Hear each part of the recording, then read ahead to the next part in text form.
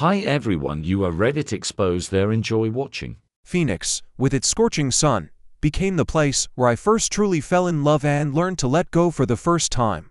Her name was Lily, with eyes the color of desserts as sunset, and a laugh that melted ice. We roamed the old town of Scottsdale, built castles in the air, and swore to eternity. Then reality, money, families, ambitions, began to crumble our fragile world. Corals, silence, and one day Lily just left. I stood there and felt like something was dying in me. The years passed. I became a writer, but no book was as enjoyable as my time with Lily. I caught her ghost on Mill Avenue, in the faces of passers-by, in my own dreams, and realized that words could not heal first love. Phoenix has become a lost city for me. Gradually, the wound became scarred. I picked up a camera, learned to catch light and shadow, and found her trace in every frame. One day, on the Salt River boardwalk, I spoke to a stranger. Her name was Anna. She didn't try to replace Lily or treat me with speeches. She was just there and saw me without masks. We started dating. Next to Anna, I learned to breathe anew, to notice the little things, to be grateful for the small things, not to be afraid to open out. The memory of Lily stopped being bleeding. It became a bright part of me, but not my prison. I realized that love doesn't decrease when you share it. It grows. I confessed my love to Anna, and we got married. Our days weren't just made up of sunrises and seas. Illnesses, losses, failures, it all came. When I lost my job, it was Anna who kept me on the surface with her faith. She became not only my wife, but also my friend, my advice, my home. Sometimes I was afraid that I was not worthy of her, too imperfect for such clear kindness. Then I remembered her simple words, "I'm here. I'm not going anywhere." And he was getting back on his feet. I learned to be better, not for the sake of an ideal, but for the sake of her smile. As we age, she gets laugh lines and silver in her hair, but for me she's still the same, a light that doesn't go out. I see the future in her eyes, children's laughter, warm evenings, roads and silence hand in hand. And I know there will be challenges, but we will go through them together. Lily has always been my first love and a lesson in letting go. Anna is my present and future, an anchor, a compass, a quiet harbor. I live in such a way that both of these loves do not argue with each other. I keep one. I choose the other every day. In short, my story is about how the ashes of memory can become soil. I believe that true love is not about loud finales, but a small light at the door that you turn on every night. For those you love and for yourself when you return home. The letter arrived on Monday morning. Short, businesslike, without trying to seem more important than it is. Scottsdale Book Weekend. We would like to invite you to a meeting with the readers. I read to the signature and froze. Phoenix is not just a point on the map. This is the door that I once closed, listened to the silence behind it, and left. You're going, Anna said, as if I were thinking out loud. I'm with you. If you want to. I nodded. I wanted to say that it's just work, microphones and signatures. But we both knew. Some cities have their own voice, and it overrides any sound amplifiers. We arrived at noon. The air greeted us with a thick heat, like warm water from a shower that someone hadn't turned off since yesterday. This is how the desert smells in the middle of summer. Dust, red-hot stone, something iron on the tongue. In the hotel, the air conditioner hummed like an old refrigerator, trying to freeze out the past. We put the suitcase against the wall, and Anna, unwinding the scarf, smiled. Let's go to the old town. Do you want to see how it is now? I didn't want, but he went. The same wooden floors, the same bronze horses at the galleries, the same display cases with turquoise and twisted belts.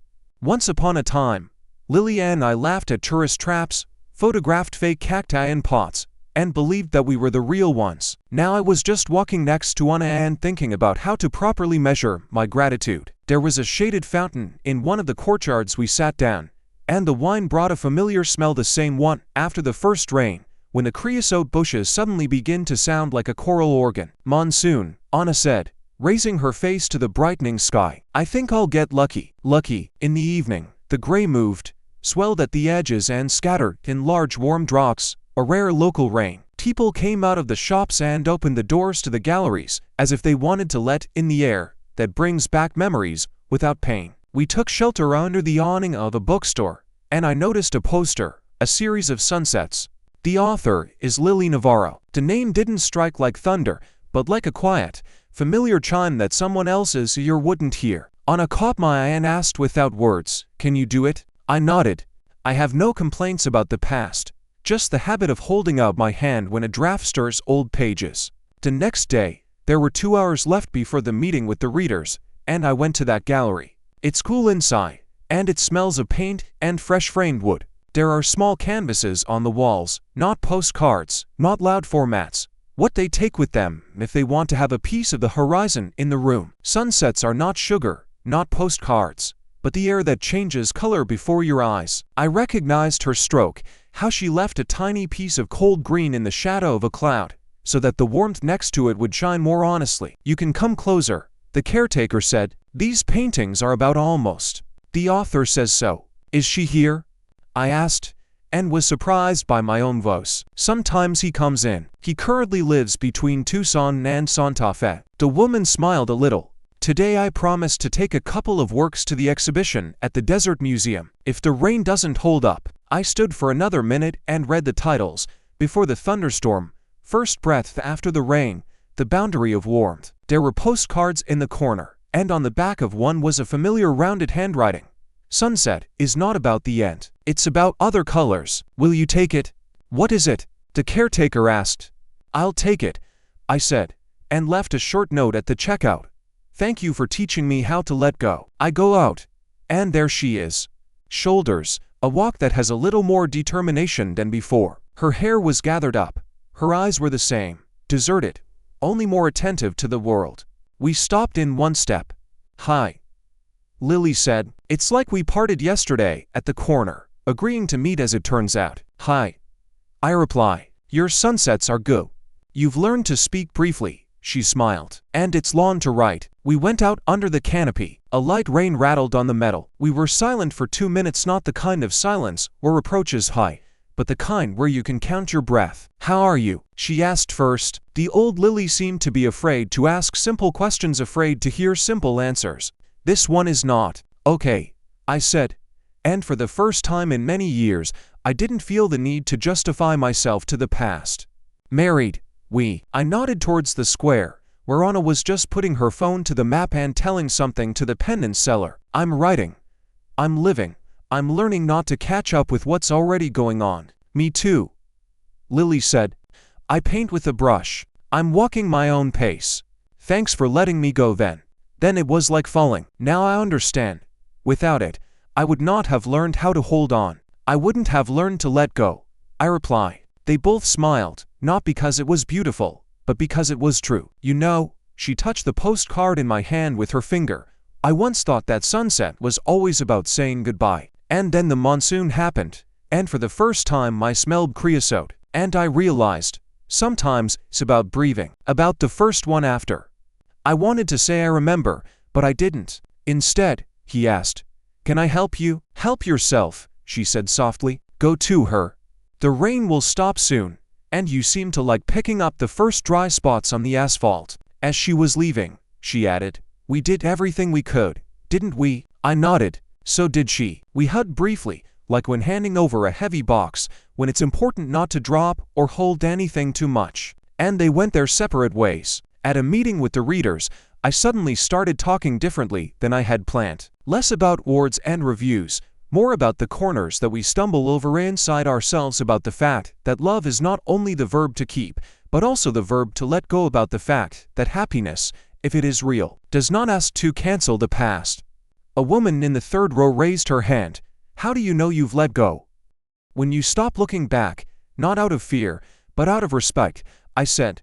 And for the first time I realized that this was really the case. In the evening, Anna and I sat on the low curb outside the hotel. The asphalt was still warm. The sky looked at itself in puddles.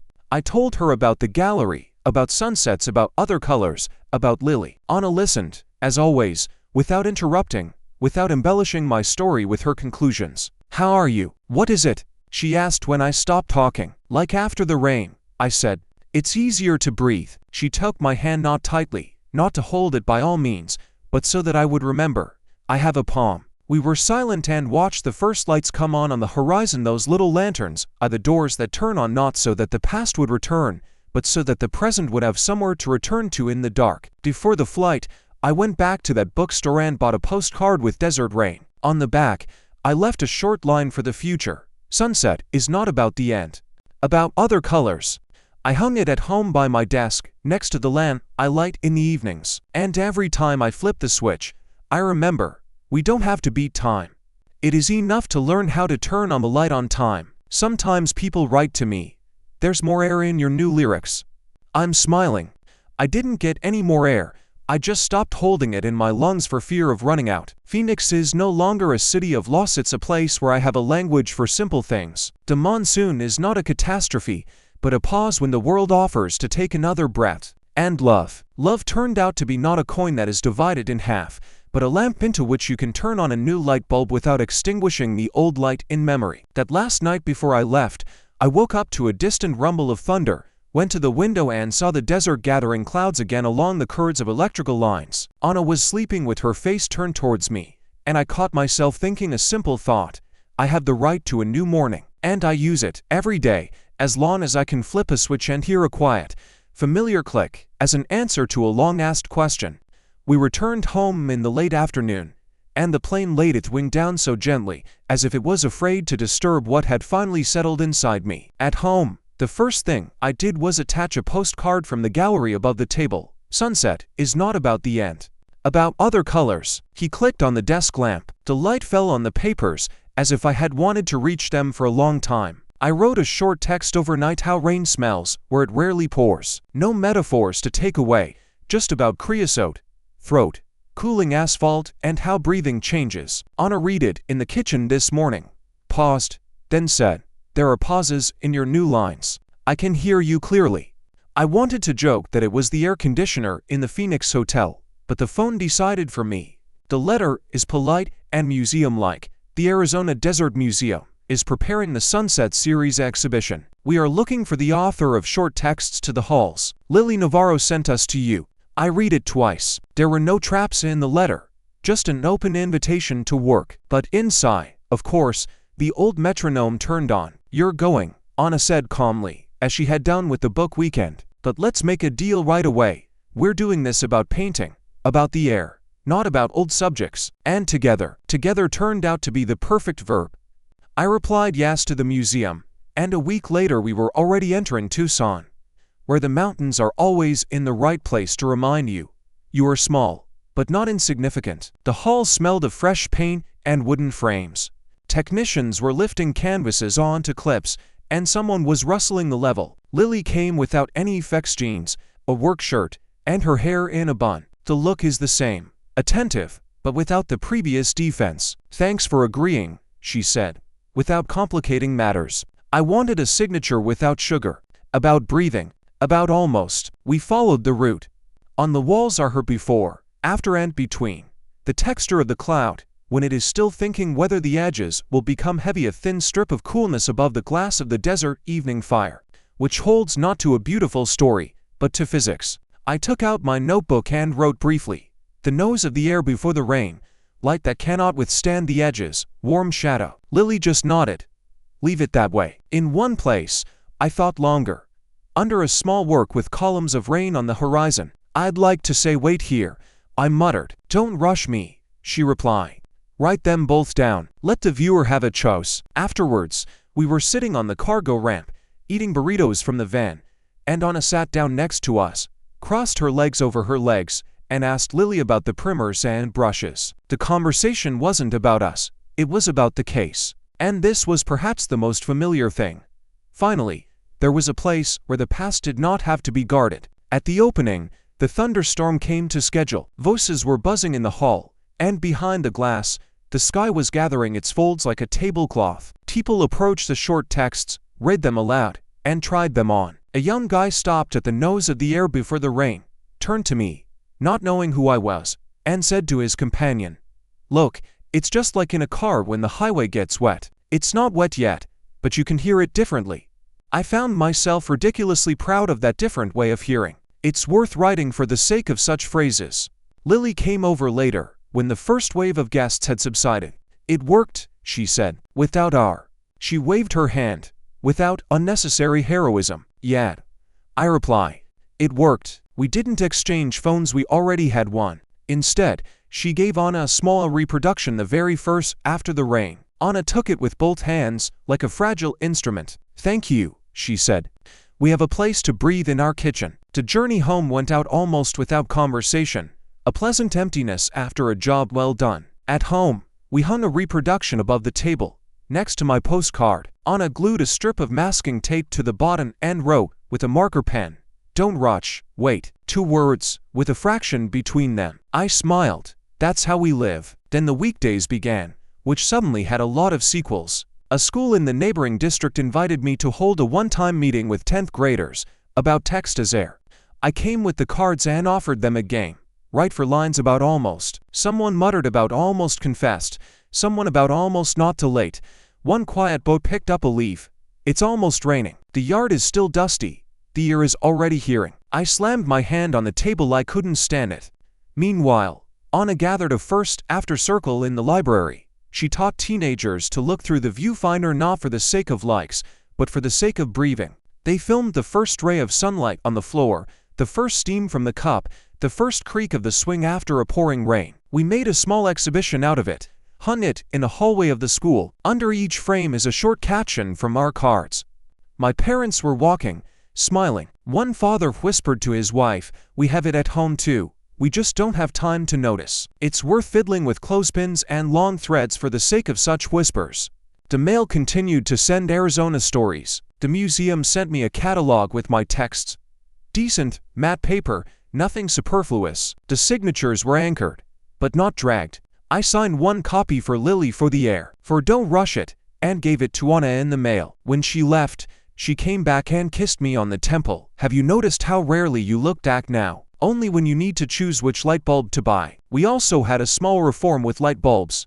I put on warm, dim ones, the ones that don't compete with the evening, but are friends with it. A switch with a dimmer appeared in the hallway. My fingers quickly memorized the right shelf of light. It's funny, but that's how I suddenly realized how much I've changed. I'm increasingly choosing enough rather than maximum. Sometimes Lily emailed short notes from the road without a signature, but I recognized her from the first word. "Santa Fe smelled of pepper today.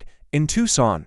The night fell on the roof earlier than usual. In Chiricahua. The stones look like people who pretend to be pillars." I answered the same way, with one line about the weather and a photo of our kitchen reproduction, without past turns, without trying to name something that lives like this. One evening, a thunderstorm came to us, rare, greasy, with light, like in a forgotten electric lamp. Anna and I opened the windows, sat on the floor, and listened to the house-changing acoustics. I thought about how many firsts there were in our lives. The first time, I didn't call myself yesterday to ask permission. The first time, I didn't try to explain something that I could just hold. The first time, I stopped talking in time at a meeting with the editor. And that's why I was heard. "You know," Anna said after the thunder had driven off, "it seems to me that we are slowly moving from the wrestling genre to the tuning genre." "Minor repairs," I grinned. "Flash without data loss, yet." And with the drafts saved, she nodded at my cards. I sat down at the table again. There are now 2 pictures on the shelf above the lamp. A postcard with a phrase about other colors and a small first after the rain. I pinned a blank sheet between them. He wrote on it, "Sometimes growing up means signing something that doesn't need witnesses." And even lower, for myself, "To click the light on time." The phone beeped briefly before going to bed. Photo from Tucson. Museum curtains early in the morning, with the same flat desert light behind them. One word in the message, "breathing." I didn't answer, not because there was nothing, but because there was someone who already knew. I turned off the lamp, walked along the corridor by touch pure habit and still flipped a switch at the door one notch up. The light fell on the steps, on our threads with clothespins, on the frame with the reproduction. I thought maybe that's all I've been practicing all these years. Turning on a small light where you are, instead of waiting for a big one where you're not. And in the morning, a new scene came to me. I made tea again, took the card and wrote, "Almost is a bridge. You can see both shores from it." And for the first time in a long time, he did not rule. Let it be that way.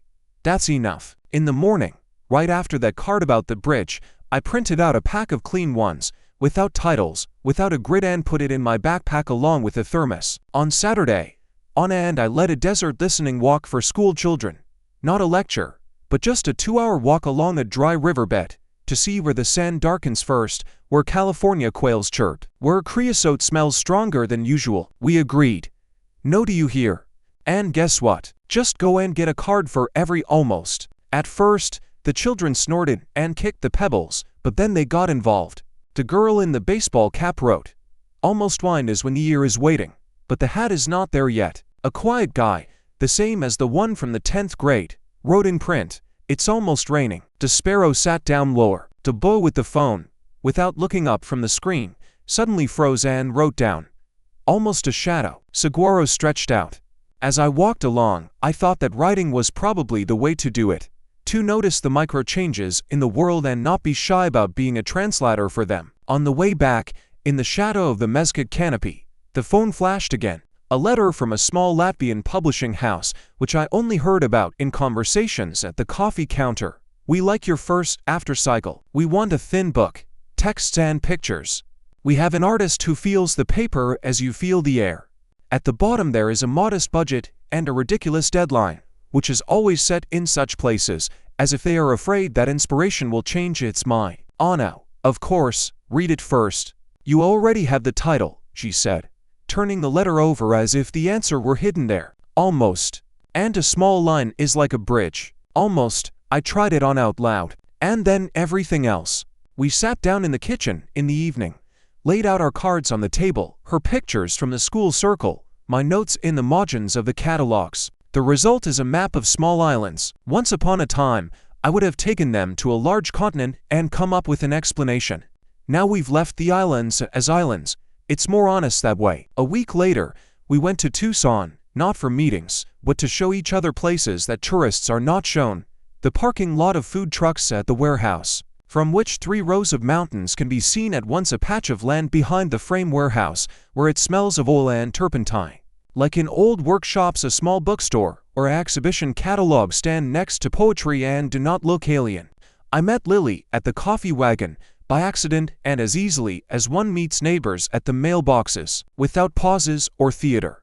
"I'm leaving for a residence in Marfa," she said, pressing her palms to the cup. "I want to see how the world lives without our thunderstorms." "He's friends with horizons there," I reply, "and like straight lines." She smiled, that old, angular, but no longer defensive curve. "Thanks for the texts," she said later. "For the first time, my paintings speak no louder than me." "Thanks for the take your time," I reply. "For the first time, my words are not trying to be smarter than silence." We walked a block and paused at a corner with a view of the distant ridges. There were no "do you remember" and "what if." There are only 2 adult phrases that were the worst for us in our previous lives. "Take care of yourself and before you get in touch, when you need to." I returned to Anna with 2 coffees and with that calmness in which there are no winners, because no one fought. The house, meanwhile, was noticeably tuning up. I finally hung a dimmer by the door, and life stopped being divided into on, off. We came up with a schedule of silence. On Fridays, we turn off all equipment for half an hour and do nothing. It turned out to be the most difficult task of the week and the most rewarding. The publisher sent a mock-up, a gray-blue cover, paper with a light rough grain, like the skin on the fingers of a carpenter. I held it and realized that for the first time, my book didn't need any screams or presentation tricks.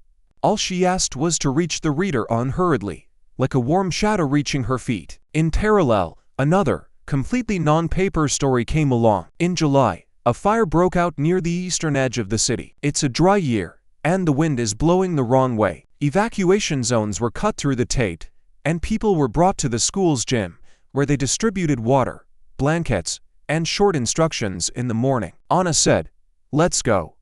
We have something to be useful for. We are not rescuers, we are words." I typed simple flyers into my laptop. How to breathe in smoke, where are the free filters, how to calm a child when it smells scary, without teaching or verbosity. We hung them on the wall in the gym, next to the zone map and bus schedule. People came up, read, nodded. Someone was taking pictures on their phone. Someone was silently taking a piece of paper, folding it in half and putting it in their pocket. That evening, for the first time, I realized that my short ones can not only decorate the walls of the museum. The fire was put off, not by heroism, but by the long, tedious labor of hundreds. The wind, like a smart dog, finally lay down. There was bitterness in the air for a couple more days, like at the bottom of a cup. We returned home exhausted and strangely full. Someone left a note under the porch light. Your paper about breathing helped. My daughter fell asleep. There was no signature, and it was not necessary. The publisher asked for a short introduction, and at first I was alarmed. Should I explain again? Anna took off her glasses and said, "Write the instructions for the book. Not what it's about, but how to deal with it." I wrote, "You don't read this book all at once." They keep her close when the air is changing, but there are no words yet. Flip not in the order of the pages, but in the order of your breathing. That was enough. We made the presentation at the very bookstore in Tucson, where poetry is friends with catalogs. A lot of friends arrived. Lily looked in for a minute before leaving, waved out of the door and left a small envelope on the table. Inside was her quick pencil sketch, the horizon line and the small inscription, "Take your time." Wait, Anna laughed. Now we need a third word.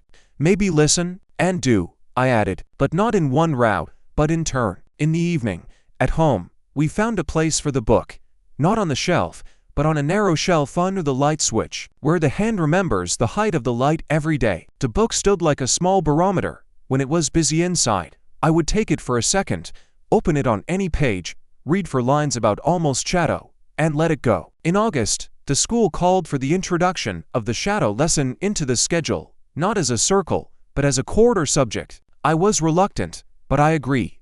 Children seem to need this more now than we once did. Anna and I came up with a program. First after as a skill, almost as a bridge, take your time, wait as to lab modes.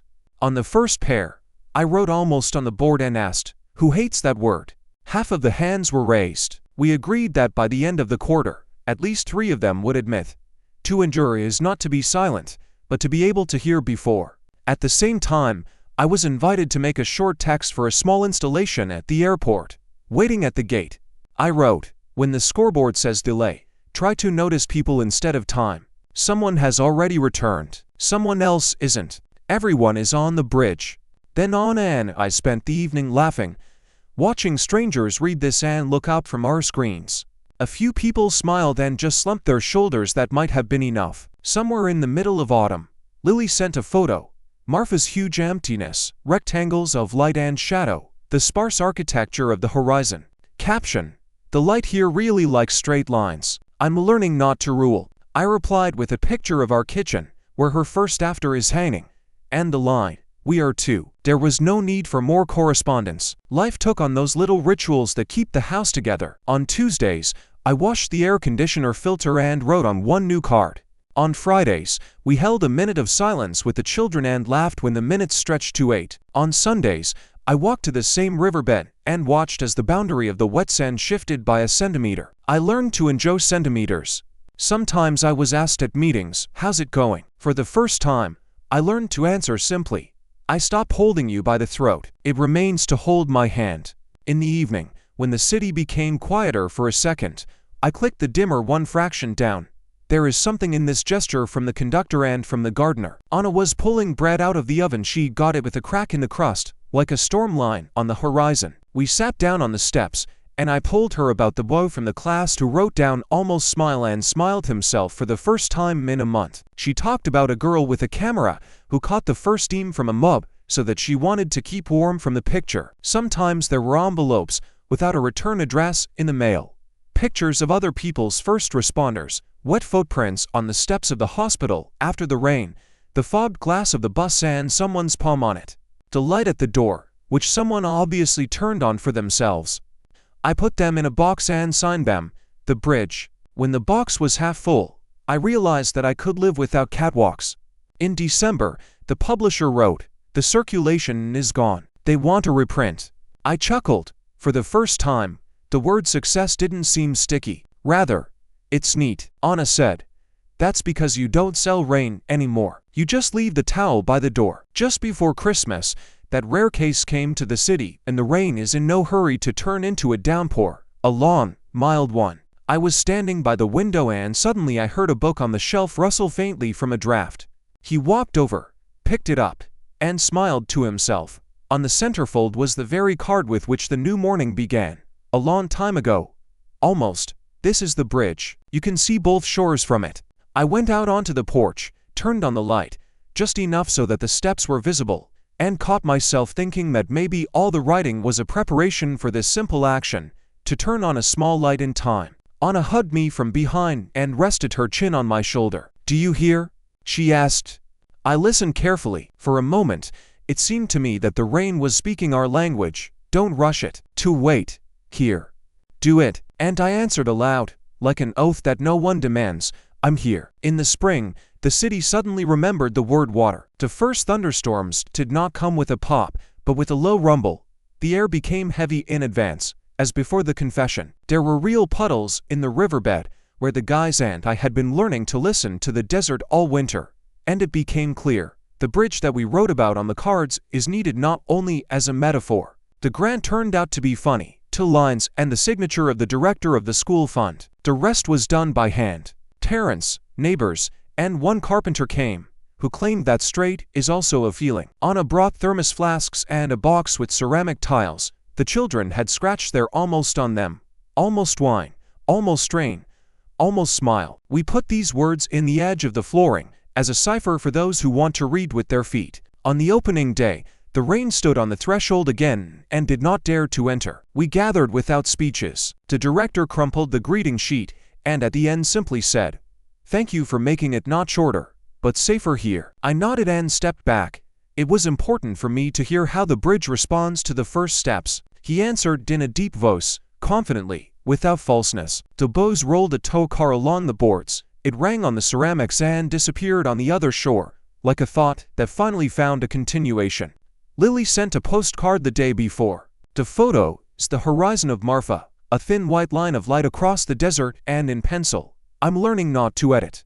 I replied with 2 words and me. Nothing else was needed. Our knots were untied without hot knives, and each of the threads lay in its own fabric. The book was reprinted. In the same bookstore, where poetry does not hesitate to stand next to catalogs, the hostess screwed a small shelf with a sign to the wall, for thin books. My first ones after were also on the shelf. I ran my finger along the spine, and for the first time in a long time, I didn't feel like explaining anything. We left an empty page inside the cover. It only said, "Yours." People began to add their tiny after in pencil. They were scarier and more honest to read than any review. At school, the quarter ended with a lesson on the bridge. I handed the guys the last blank cards with outlines and said, "There will be no finals, only ways to cross over. Whoever is ready writes his almost. Those who are not ready put a clean one in their pocket and carry it on." This is also an answer. The boy, who was hiding in a hoodie all the time, came out first. He wrote slowly, almost not afraid. I put a tile between the other 2. Wait and do. The girl with the camera pasted a picture of the fog over the riverbed and added under it, "Here." Anna stood next to her, touching the edges of the ceramics with her finger. She always does that when something sits down. The house has finally tuned in. The dimmer has learned our hands, just as the house has learned the word hush. On Fridays, we still turned everything off and let the minute creep up to 10. There was a pack of blank cards in the kitchen cabinet for the guests, for myself, in case the air changed again faster than words. Sometimes I was asked after meetings, "And where is the end?" I smiled and reply, "The end has a boring job. He closes the hatch." The colon is closer to me. It leaves a light. On one of these evenings, the rain finally settled. Fine. Persistent, whispering. I went out onto the porch, clicked on the dimmer, dimly, so that the steps would be there, and the night would remain itself. There was a new note on the railing, in an uneven child's handwriting. "We walked across your bridge today, and didn't get our sneakers dirty. Thank you." No address, no names. I put the piece of paper in a box labeled bridge. It was already crowded with other people's after. Anna put her arm around my shoulders and read the rain in a whisper. Like a book. "Do you hear? He's still repeating our 4. Don't rush it. To wait. Here.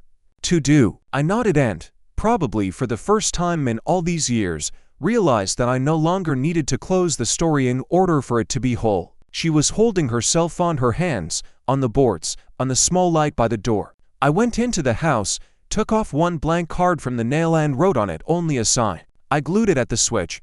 At the height of memory, the rain disrupted the rhythm for a second, and it was at that second that I spoke softly, not into the void, but to where everyone who needed it could hear me. "I'm here." Click. The like remained just enough to avoid tripping. Everything else is a continuation.